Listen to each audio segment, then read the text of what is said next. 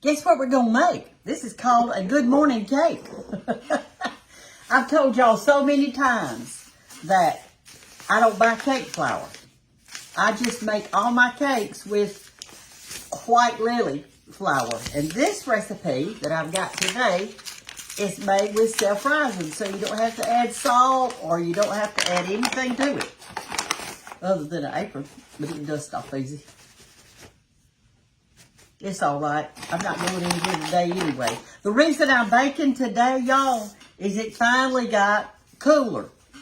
It's 70-something degrees outside. I can't believe it. I'm so excited. So what we're going to do, I've got some people coming this morning, and so I'm going to make this good morning cake. And you drink it with, you eat it with coffee.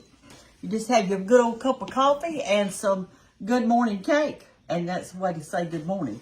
Got me a mixing bowl out here, and I've got my sifter. And yes, I don't wash it every time. You're not supposed to. And it's going to take one. Let me get my recipe over here so I'll make sure we get it right. If you want to write it down, that'll be just fine and dandy. We're going to have 1 cup. Let me find it. Of self-rising flour. So I'm going to get me a measuring cup. And I'm going to measure 1 cup of this flour into here. Now, this is your white lily self-rising. And y'all, if you have this, you do not have to buy cake flour. This is a real fine ground. It's just really good flour. I'm going to put it down in there to level it off a little bit. I'm going to sift mine. When I'm making cakes or stuff like that, or even biscuits, I sift my flour. There we go. There's 1 cup. I'm just going to put it in my sifter. We're going to move this off to the side. We're through with it. Y'all are going to love this cake. You may want to make, once you see this video this morning, you may actually want to go ahead and make it.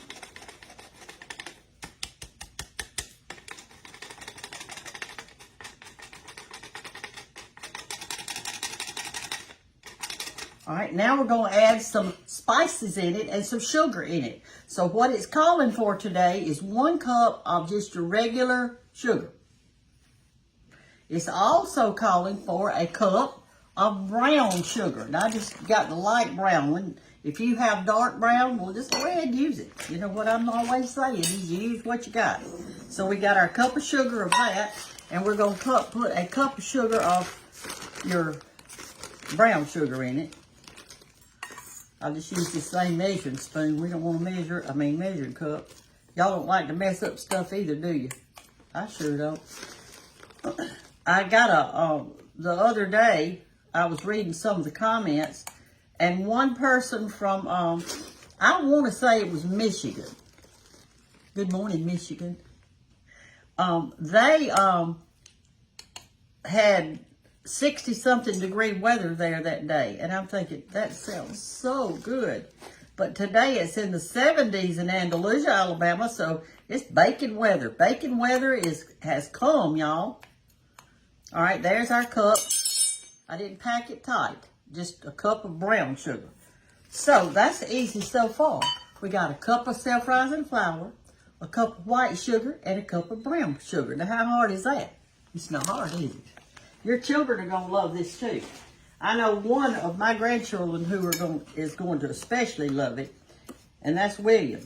He loves spicy, like the fall spices, I call them. All right, so now what I'm doing is taking the back of my spoon. You know how brown sugar wants to stick together, so I'm kind of clumping it up there a little bit, trying to mash out the clumps. Now let's put some spices in it. All right, the spices we're going to put today, we're going to put a whole tablespoon, y'all. That's a lot, but we need it. We're going to put a whole tablespoon of cinnamon.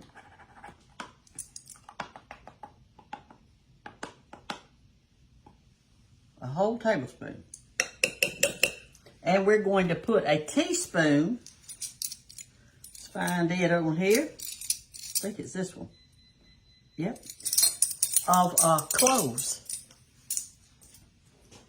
Your cloves. All right, let's put a teaspoon of cloves. The reason we're not putting much cloves is a strong spice. You just don't need much of it. There you go, a teaspoon of cloves.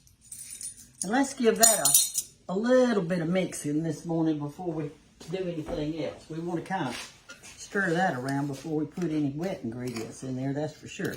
All right, let me go over it. 1 cup of white sugar, 1 cup of self-rising flour, and 1 cup of your light brown sugar. All right, now we're going to put in, well, it calls for 4, and we put in our, oh gosh, y'all, I read it wrong. It's 2 tablespoons of cinnamon. Heaven forbid, let me get that thing back over here. I read it wrong. It's 2 tablespoons of cinnamon. Can you believe that? Sorry. I don't know what the world I was thinking. Another tablespoon of cinnamon. Glory me, we get the cinnamon today. I think cinnamon's good for blood pressure, isn't it? Y'all look it up and see. If it is, this will be good for everybody that needs to do something with their blood pressure. All right, now then, I've got it all mixed up. See there? Okay, now we've got that right. And it calls for 4 eggs. Well, I'm still using those double yolk eggs, and they're extra big. Look how big that thing is. So I think I better just go with 3. Because if I use 4 regular eggs, which I don't have, they're so small compared to this, so I'm going to use 3. But if you've got regular eggs, you use 4, okay? I'm going to break these in another bowl, and I'm going to mix them up good before I put them in. Don't y'all think that'd be the thing to do? See, that's a double yolk. Look at that. It's almost like I'm putting 6 eggs in there, but I hope it'll work like this. Maybe I ought to put just 2. That's a lot of eggs in it. What y'all think? It calls for 4, and I've already put 2 double yolks in there. Do you think that's a plenty? I do. Let's don't use that other one. Let's don't even use it. We're trying to figure it out, aren't we?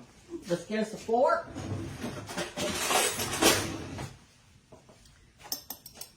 Beat these up good. I like to beat them over my mixture just in case some spills out. Y'all, also what this is going to do, you know how when fall gets here and you start baking and your kitchen starts smelling extra good because you've got something good in the oven cooking? I imagine today, no kidding, I imagine you have every single ingredient that goes in here. Every single one of them.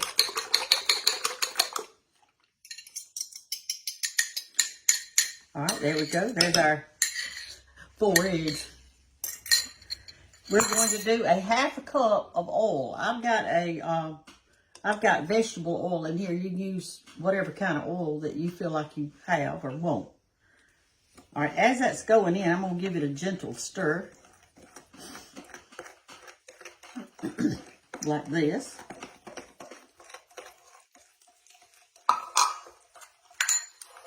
Move some of our stuff back over here out of the way.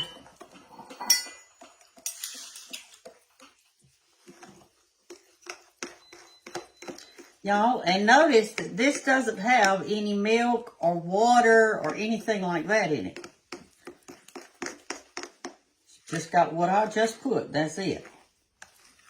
I am going to put in a cup of nuts because it calls for it, and I'm not going to put that in, though, till the very last, okay?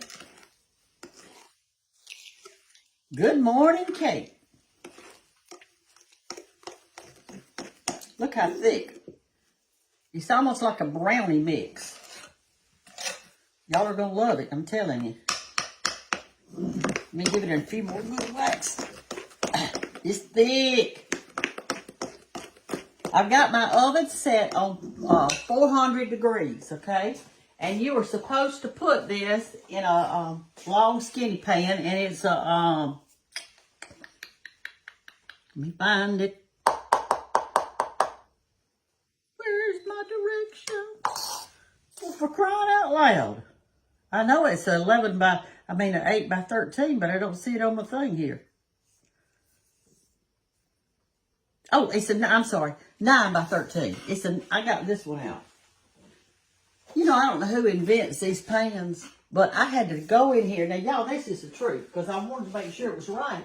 I went back there in my art room and got my measuring thing, yardstick, to see if this was a 9 by 13 pan.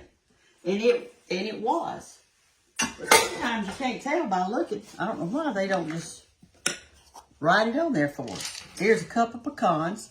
You want to chop those. If you don't have pecans, put in walnuts or what other kind of nut. If you have a nut allergy, then don't put in any of them. All right, here we go. There's our pecans. Look how thick it is now. Okay, let's grease our pan. Here's our pan. I'm going to put just a little bit of grease on it. That's to make sure it'll come out good when we cook it. Now, it doesn't have to cook but 30 minutes. According on your oven, you may want to stick a skewer in it just to make sure, okay? We put a little bit of flour on it, just for good measure.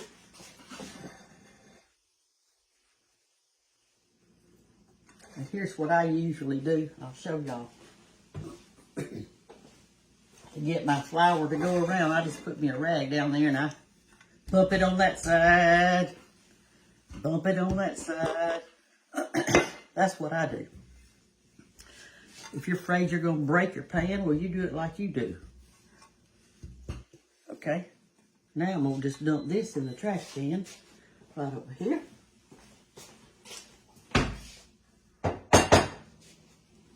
And there I've got my greased floured pan. Now we're going to put our mixture in here. And since it is so thick, we're just going to have to spoon it in a little at the time. And then kind of see about spreading it out a little bit. Now it's going to rise up because it's made with self-rising flour, okay?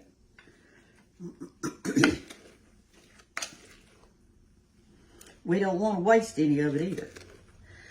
Your kitchen is going to smell so good when your little guests get there to have their little cup of coffee with you. This also would be a nice thing to take to, let me get a different type of spoon. This one isn't grabbing it out like I want it to. This would make a nice thing to take to somebody that was sick or had a new baby or whatever the case may be. All right, y'all, have we got it all out? I think so. I'm not going to let y'all lick the bowl today. We're going to put all our stuff in here. I think Mother deliberately used to leave a little bit in her bowl when we were little, just so we'd have something to lick out. She always let us lick the beaters and the other part. All right, let's put our good morning cake in our 400-degree oven. Now, let me pull a little bit to right here because I don't have any in that corner. All right, it doesn't look like much is in there, but it's going to rise up. All right, there we go. Like this. Let's put it in our oven. And time it. It's 10 minutes till 7. So I got up early today. It's 10 minutes till 7. So we'll let it cook till 7:20 and it'll be ready for our coffee and some good cake this morning. I hope y'all are having a great day today. Hope everything's good and that your toes felt good. I slept good last night, y'all. You know, I've had that shingles, and the shingles have been gone for a long time. But I've still got that pain right through here. And so I got me a hot pad, not hot pad, listen to me, look at that. I got me a cold pack. And I wrapped it in a dish towel, and I slept with that cold pack last night. I just put it right here. And it helped. And so I didn't get up one time during the night. And I went to bed about 9 and got up about, I don't know, it was maybe 3:45 or something like that. So I've had a good night's sleep. I feel good today. Thank the Lord. And I'm going to feel even better when I get to eat some of this good morning cake with you. And I'm going to be back in just a minute, and that's what we're going to do in 30 minutes. You just wait on me. Hey, y'all, I just got a good morning cake out of the oven. I got to show it to you. Let me show it to you. Look. It cooked the regular 30 minutes like it said. So that's good. I'm going to let it cool just a minute or two before we take a bite. Okay, y'all. I've let it cool 10 minutes. And I cut me out a centerpiece. I cut me out a centerpiece. It came out good. And I think today I'm going to serve it on this pretty little plate. I have a little set of these. And to me, they're so pretty. Oh, the crumb fell down in there, didn't it? And so I think it would be good with a pat of butter on the top. So I'm going to put it. Since it's a breakfast, well, it doesn't have to be a breakfast cake, but y'all hear my old squeaky door? Does that remind you of your grandmama's house? Squeaky. What I remember is squeaky screen doors. That's what I remember. And when you ran out of it, it slammed. And they'd say, quit slamming that door. All right, so I keep my butter on a butter dish. Y'all know that. Now, that's 2 sticks on there this time. I'm just going to put just a little bit on here. If you had, and my cake's still warm, so you see how that's melting on there. A little bit of butter. You don't have to put it on there. But I'm going to eat a piece with y'all before everybody gets here. Okay, and I'm going to serve it on these, and I'm going to use my grandmother's little napkins. She made these. I want you to look. You know, I always use cloth napkins, but I want you to look at this. This was an old tablecloth. And in your cookbook, you can see these, because I put them in there. I want to make sure that Big Mama's tablecloth got in there. But she cut it up into apron size, to napkin sizes, and see how nice and large it is. And she tried to put a flower on each one. And she did that little work around the edge. Look at that, a little crocheted. I save these for special occasions. Anyway, let me take a bite over here. This is real, when I did it the other day, it's real dense. And chewy. And delicious. Y'all, now, my oven, don't cook it over 30 minutes. I know that's quick. But just think about how quick you could cook this up. That little butter on the top, so maybe it sets it off. It is so good. Y'all are going to love this. You've got all the ingredients right now in your kitchen. I know you do. Don't tell me you don't. So get up off your lazy boy. You've had a good night's sleep. Get there in the kitchen. If you don't have that 9 by 13 pan, you can cook it in a skillet or, you know, like a black skillet or something. Just remember to grease it good. And go ahead and fix you some of this. And make you a pot of coffee. And call your neighbor over there. You've got everything it takes. Get you some white lily. Remember now, self-rising. You got to have a self-rising. It is so good. Y'all are going to love it. Make it, please, and let me know how it turns out. Show me a picture. Put your napkin beside a little plate and take a picture of your piece of it. We'll share. Love y'all. Bye-bye.